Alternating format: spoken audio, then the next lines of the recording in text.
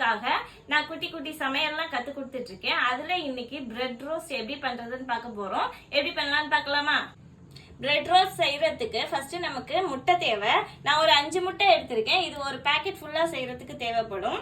இது ஃபர்ஸ்ட் நம்ம இதெல்லாம் உடைச்சு ஒரு பவுல்ல சேர்த்துக்கலாம்.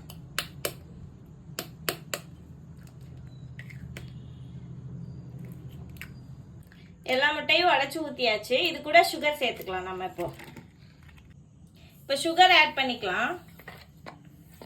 இது வந்து ஒரு 50 கிராம்ஸ் சுகர் இருக்கும். அது ஃபுல்லா உள்ள போட்டு நல்லா கலக்கி விட்டுக்கலாம். முறை பொங்குற அளவுக்கு நல்லா அடிக்கணும். நல்லா முறை பொங்க நம்ம அடிச்சாச்சு. ஜீனியும் அது முட்டையும் நல்லா மிக்ஸ் ஆயிடுச்சு. இப்போ நம்ம ரோஸ்ட் எப்படி பண்றதுன்னு பார்க்கலாம். தோசைக்கல் நல்லா ஹீட் ஆகி அனல் வர ஆரம்பிச்சிச்சு. நான் ஃப்ளேம் கம்மி பண்ணிக்கிறேன். இப்போ ஒரு பிரெட் ஸ்லைஸை எடுத்து நல்லா அந்த இதில் வந்து ரொம்ப ஓவரா போட்டு டிப் பண்ணக்கூடாது. பட்டும் படாமலும் தொட்டு தொடாமலும் அப்படியே லைட்டா முக்கி எடுத்துட்டு நல்லா வடிச்சிட்டு தோசைக்கல் மேல வச்சிடுறேன். ஸோ இன்னொரு பிரெட் ஸ்லைஸ் எடுத்துக்கிறேன்.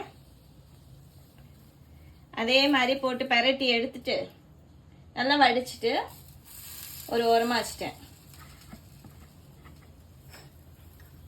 அதை சுத்தி கொஞ்சமா சாரல் தூர மாதிரி நெய் விட்டாச்சு.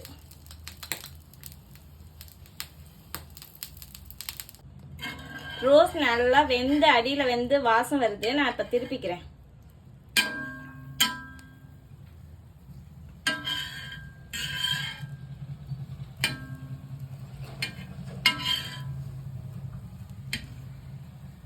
நல்லா அமுத்தி விட்டுக்குங்க. திருப்பி விட்டுட்டு, ஏன்னா அப்ப உள்ள இருக்க முட்டையெல்லாம் வெளியில வரும்.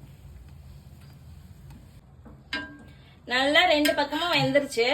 இப்ப நான் பிரெட் ஸ்லைசஸ் எல்லாம் எடுத்துக்கிறேன். மேல ஒரு கரண்டி நான் சப்போர்ட்டுக்காக வச்சிருக்கேன். ஏன்னா அது எனக்கு திருப்பவும் எடுக்கிறதுக்கு கொஞ்சம் சேஃப்டியா இல்லை. அதனால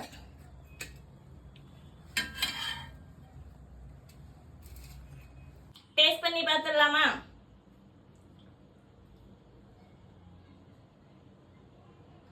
நல்லா அந்த முட்டை ஜீனி கீயோட சேர்ந்து நல்லா மொறுமொறுன்னு மேல கிறிஸ்பியா இருக்கு, உள்ள சாஃப்டா இருக்கு. ரொம்ப ரொம்ப எம்மியா இருக்கு. இதை நீங்க பிரேக்ஃபாஸ்டா எடுத்துக்கலாம். எங்கேயாவது வெளில போறீங்கன்னா லஞ்ச் பாக்ஸ்ல போட்டு எடுத்து போயிடலாம். இல்ல ஸ்நாக்ஸா கூட எடுத்துக்கலாம். ரொம்ப எம்மியா இருக்கு. நீங்களும் செஞ்சு பாருங்க. எப்படி இருக்குன்றத கமெண்ட் பாக்ஸ்ல சொல்லுங்க. நெக்ஸ்ட் வீடியோல பார்க்கலாம். தேங்க்யூ.